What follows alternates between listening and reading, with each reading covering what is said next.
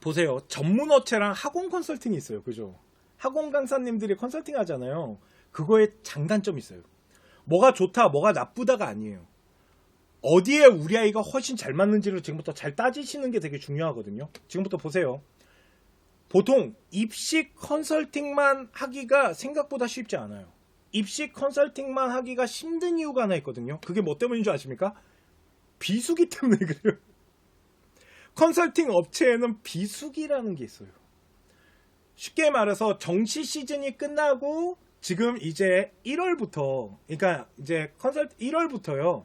3월 사이가 비수기예요. 그리고 3월달 학기 초에 잠깐 컨설팅이 진행이 돼요. 막 학기가 시작됐기 때문에. 그러다가 4월이 되잖아요. 4월부터 7월까지 비수기예요. 그리고 9월 이제 수시를 하잖아요. 그때가 대목이에요. 그리고 9월이 끝나잖아요. 10월부터 11월 사이가 또 비수기예요. 이런 비수기가 생각보다 길어요. 이 컨설팅 업체라는 데가. 그러다 보니까 이 비수기 때문에 컨설팅만 해서는 먹고 살기가 쉽지 않아요. 정말로. 이거는 뭐 다 그렇게 생각하실 거예요. 그런데 이 비수기를 어떻게 잘 운영하는지가 입시 컨설팅 업체의 능력인데, 하여간 비수기가 있어요. 그래서 보통 학원을 같이 하는 경우가 되게 많아요. 잘 보면. 그러니까 컨설팅만 하는 업체가 우리나라에 그렇게 많지 않아요. 자세히 보시면. 다 뭔가 교과 과목이라는 걸 끼고 해요. 컨설턴트들이. 예를 들어서 국어 강사가 뭘 한다거나 영어 강사가 뭘 한다거나 이렇게 컨설팅을 해요.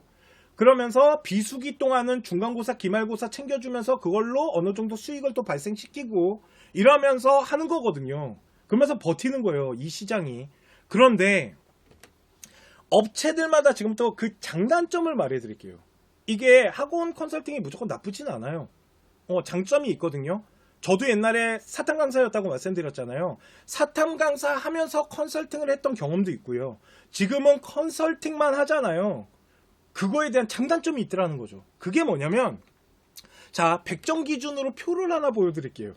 이게 이제 100점 기준으로 이제 어느 정도 이 장단점인데요. 보세요.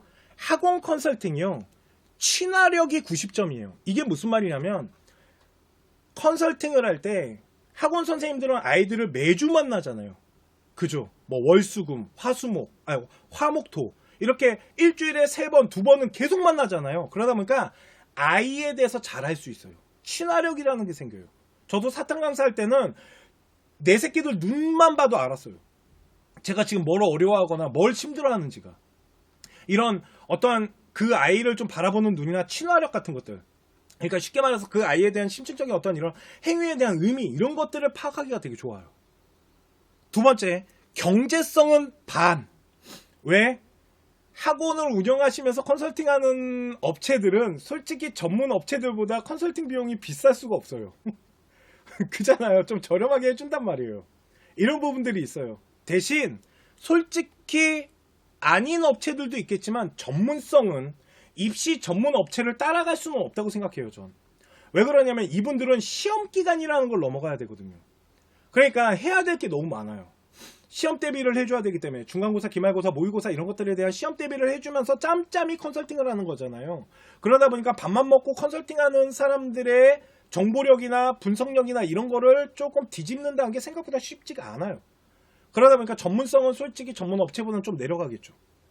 대신 관리성은 좋겠죠. 왜 그러면 친화력과 관리성은 저는 되게 연관이 있다고 보거든요. 아이를 매주 만날 수 있는 거기 때문에.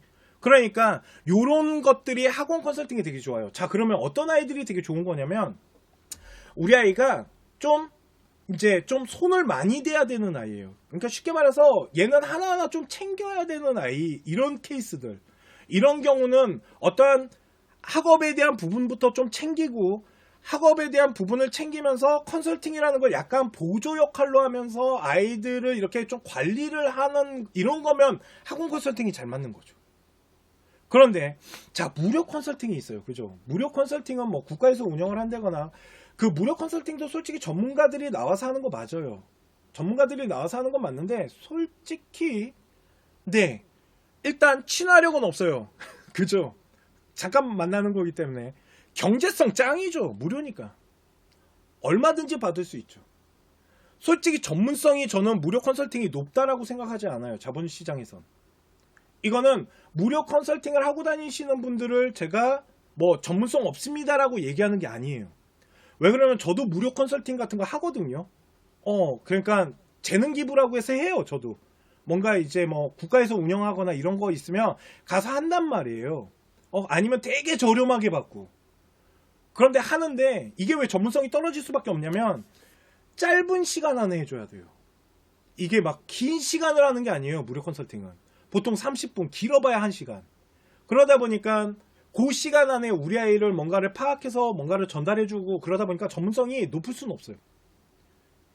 그리고 어떤 컨설턴트를 만나냐에 따라서 이 전문성이 10이 될 수도 있어요.